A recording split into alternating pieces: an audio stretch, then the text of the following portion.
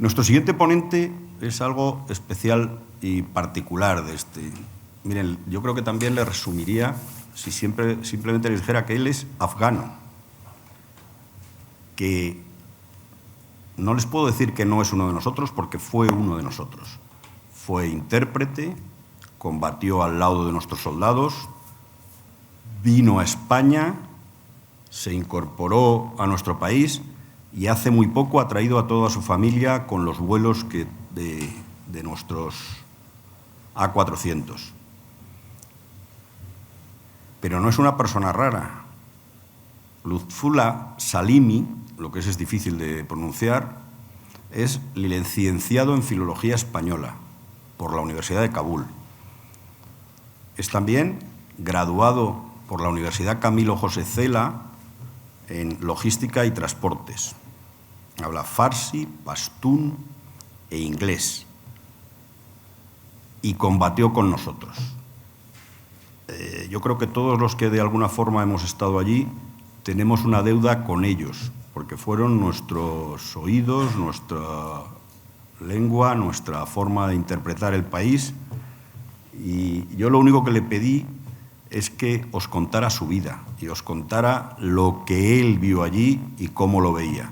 Seguramente es un testimonio difícil de encontrar en ninguno de nuestros telediarios. Muchas gracias, en general, y muchas gracias de la universidad que hace posible que esa realidad de Afganistán, la otra gente que vive fuera puedan ver esa realidad, lo que está pasando ahí en Afganistán, lo que ha pasado y lo que va a pasar. Afganistán es un país un poco raro, formado por diferentes etnias, diferentes culturas. Os voy a contar un poquito sobre la historia y dónde está Afganistán y creo que así van a entender un poco el problema de Afganistán. Afganistán es un país que está situado en Asia, podemos decir casi central, y lo llaman como corazón de Asia.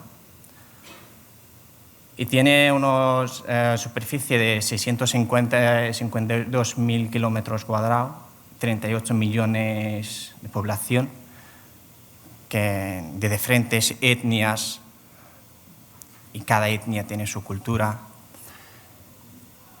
Y la capital es Kabul, y hablan, el idioma oficial es Dari y Pashto, y luego aparte de eso pues hay otros idiomas, uzbecos, nuristaní, baluchí, y la religión es Islam. Un poco sobre la historia de Afganistán. Hasta el año 1973 el sistema político de Afganistán era monarquía, y en el 73 ha habido un golpe de Estado y cambia a república. Y luego en el año 78 ha habido otro golpe de Estado y cambia el sistema república democrática popular. De ahí donde nacen los mujahidines o los guerreros afganos que empezaron a luchar contra los rusos y luego pues siguen hasta el momento. Y luego en el año 79 Estados Unidos empezó a apoyar a los mujahidines, que en la época de Jimmy Carter, con la firma de Jimmy Carter, empezaron a apoyar a los mujahidines. En el año 79 fue la entrada de los rusos para apoyar al gobierno afgano que estaba en ese momento, y los mujahidines estaban luchando contra ellos. Entraron los rusos. Y en el año 1989 los rusos salieron de Afganistán y duró la guerra de los rusos y los afganos 9 años. Y esa guerra dejó más de 1 millón de muertos y casi 5 millones de refugiados e inmigrantes en los países de vecino y en otros países. En el año 92 los mujahidines consiguen entrar a Kabul y echar al gobierno que estaba apoyado por la Unión Soviética. A los mujahidines empezaron a apoyar a Estados Unidos para luchar contra los rusos y echar a los rusos de Afganistán, porque los rusos tenían un interés y para poder llegar a las aguas calientes de la India, pues querían ocupar a Afganistán y así poder llegar a las aguas de India. Pues claro, ahí Estados Unidos pues no le gusta, son poderes, dos poderes mundiales y no les gusta, no le caen uno al otro. Y empezaron a apoyar a los mujahidines para echar a los rusos. Y en esa época, cuando los mujahidines estaban luchando contra los rusos, pues en el año 94 nació el grupo que ahora tiene el control de Afganistán, que llamamos los talibanes. Luego, más adelante, os explico cómo nació y qué ideología siguen. En el año 96, pues, cuando consiguió los talibanes entrar en Kabul. Es una foto de la situación de Afganistán, especialmente las mujeres, antes y después de la guerra civil o de la entrada de los talibanes. La foto de la izquierda es una foto donde las mujeres o las chicas van a la universidad a estudiar, a vivir su vida normal. Y la foto de la derecha es un talibán que ejecuta a una mujer en un campo de fútbol delante de todo el mundo. Que le dispara a su cabeza, no sé si ve ahí en la foto la bala que choca contra el suelo. Es para ver dónde estábamos y dónde hemos llegado con la guerra civil, con el terrorismo. Pues los mujahidines son guerreros islámicos que luchaban contra la Unión Soviética en Afganistán. Ellos fueron formados por parte de los religiosos, políticos y refugiados que salieron de Afganistán cuando ha habido un golpe de Estado. Y luego los mujahidines habían diferentes partidos políticos que formaban los mujahidines, y cada partido político pues, estaba formado por diferentes etnias. Cada etnia tenía su partido político. Y Afganistán está formado por diferentes etnias: pashtunes, tayikos, hazarás, uzbekos. Y es como cada etnia forma como un país y cada etnia tiene su cultura, tiene sus cosas. Luego los talibanes nacieron en 94 en Pakistán con el apoyo económico y logístico de Pakistán, Arabia Saudí. Y ellos son musulmanes, pero de la rama sunitas. La ideología que ellos tienen son musulmanes radicales, y la cultura de los pashtunes. Los pashtunes tienen antes he dicho que está formado por diferentes etnias y cada etnia tiene su cultura. Entonces ellos lo que quieren es llevar a cabo ese islam radical y la cultura de los pashtunes. En el año 96, cuando hubo el cambio de sistema político, lo cambiaron a Emirato Islámico, que el líder de los talibanes era Mullah Omar, y luego los únicos países que reconocieron a los talibanes como país, como el Emirato Islámico como un país, fue Arabia Saudí, Emiratos Árabes y Pakistán. Y siguieron apoyando y financiando a los talibanes. Ellos no respetaban los derechos humanos, negaban las resoluciones del Consejo de Seguridad de la ONU. Y en su época estaba prohibido música, radio, ver la tele, y también pues, estaban en contra de arte y escultura. Uno de los podemos decir, daño más grande que dejó para la historia de Afganistán y para la cultura era destruir los dos Budas más grandes que había en Afganistán. Estaban situados en la provincia de Bamiyan, que estaban hechos en una montaña, y cada uno tiene una altura de 52 metros.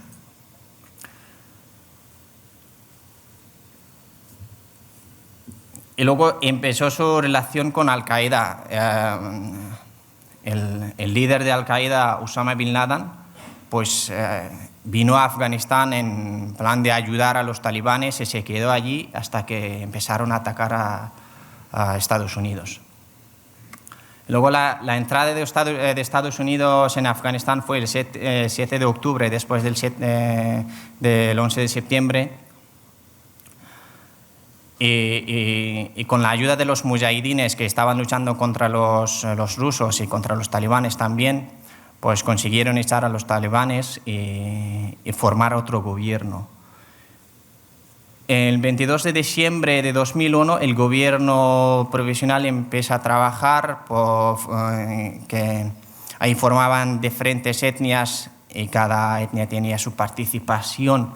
Y la guerra civil también, cuando empezó entre los mujahidines, cuando echaron a los rusos, empezó la guerra civil porque las etnias, los líderes de las etnias no llegaron a un acuerdo para repartir el poder político. En 2006 los talibanes renacieron otra vez y empezaron a atacar en los pueblos, y luego han ido aumentando y llegando a las ciudades. Y luego también ha habido la participación de la OTAN en Afganistán. Ha habido de todos los países miembros de la OTAN estaban en Afganistán en diferentes ciudades, como antes eso explicó el cuadrante. Luego Afganistán, desde que entraron los americanos en 2001 hasta 2021, durante estos últimos 20 años, habíamos conseguido avanzar en la educación, derechos humanos, derechos de las mujeres y otros avances que habíamos tenido. Y la gente ya tenía una esperanza para poder tener un futuro y tener un país construido. Y luego cuando llegaron los talibanes empezaron a atacar más a más, pues a la gente ya tenían miedo, pues, y cuando llegaron a Kabul tenían la desesperación de que el país nunca se va a reconstruir o vamos a conseguir algo.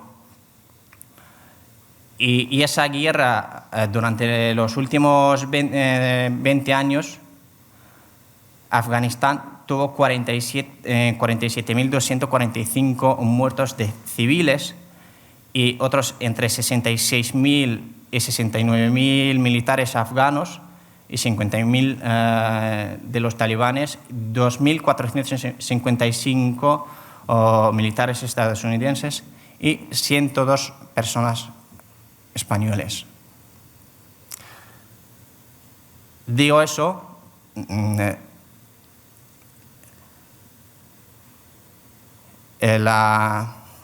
los países internacionales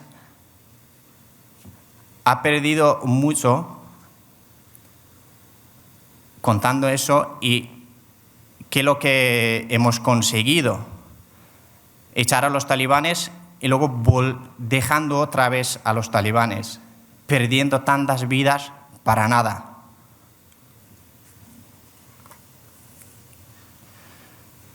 Y luego lo que nosotros vivíamos, los afganos, lo que vivíamos y viven ahora, en la guerra hay un momento que vives con miedo y luego la desesperación Ya ves que no consigues nada, te desesperas. Y luego rabia. Ahora los talibanes han entrado en Afganistán. La gente está asustada y también pues, han llegado a una situación de desesperación. Ya, pero cuando pasa de ese punto, pues la gente va a tener rabia hacia ellos y empieza otra vez la guerra civil. En algunos sitios de Afganistán están empezando la resistencia contra los talibanes, pero eso va aumentando y volvemos otra vez a los años de 1995, cuando había guerra civil entre las etnias. La vida allí, pues yo por ejemplo, cuando salía de casa, después del trabajo, yo empecé a trabajar con los militares en 2010 y cuando dejé el trabajo volví a Kabul.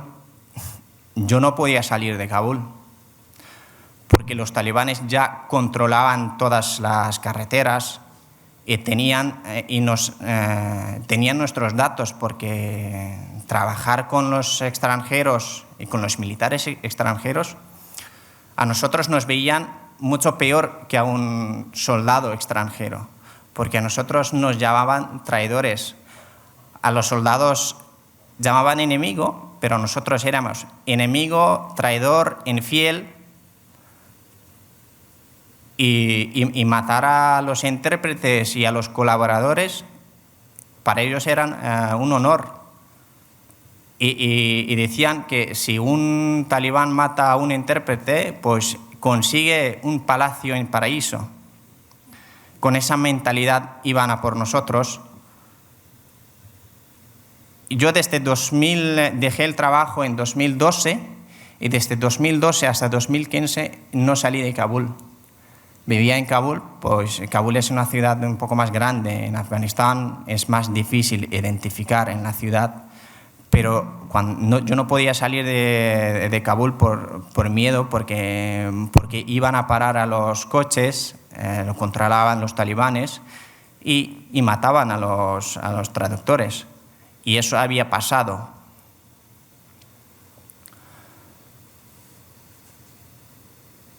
Yo pedí asilo en 2014 y me consideraron asilo en 2015 y yo vení aquí para España.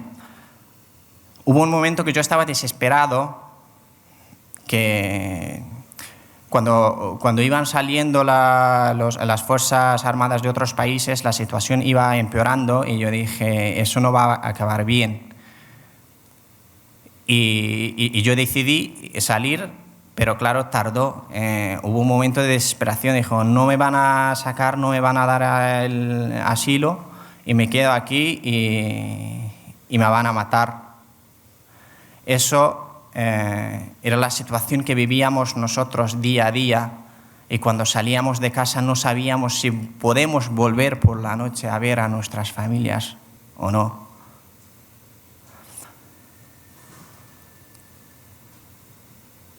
Y luego yo venía aquí en 2015 con un vuelo militar, que vinieron los últimos soldados que estaban en Afganistán. Yo salí con ellos, llegué aquí en 2015, viví durante 6 meses en un centro de acogida aquí en Madrid.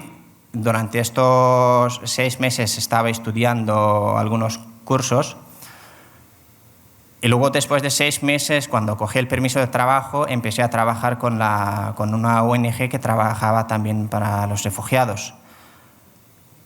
Y luego, después de 3 meses de haber trabajado, conseguí la beca en la universidad y empecé a estudiar allí. Y luego, en 2021, cuando entraron los talibanes a Kabul, mi familia estaba allí. Para ellos, para los talibanes es igual si he colaborado yo o mi familia. Para los extranjeros van a por mí y a por mi familia. Gracias a Dios conseguí sacar a mi familia de allí en agosto.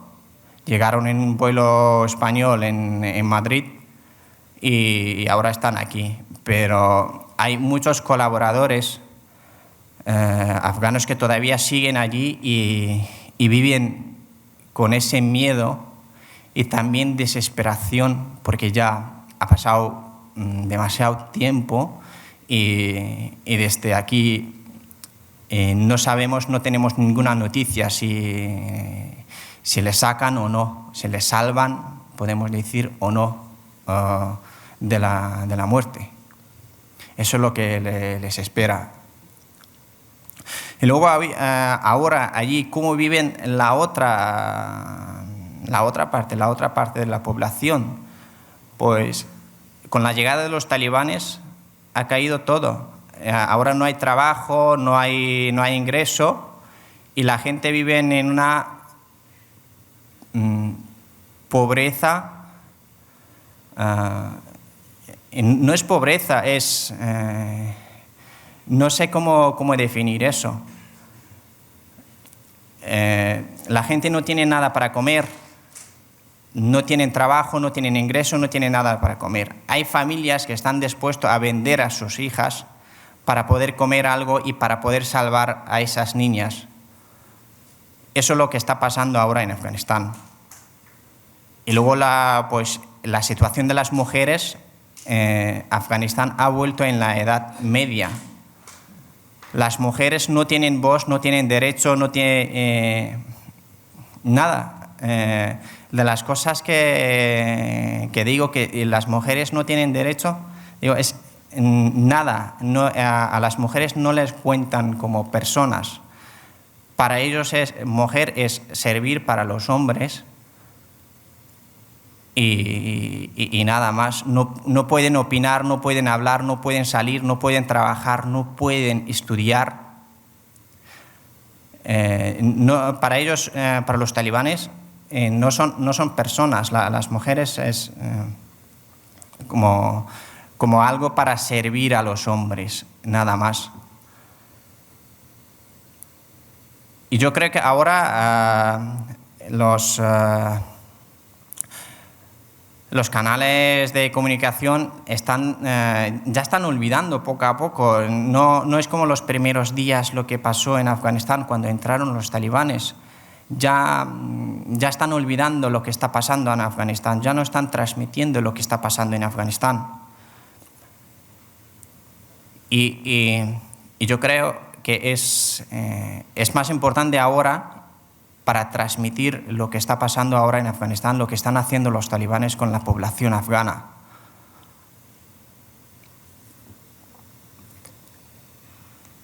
Y eso ha sido todo, y si hay alguna pregunta.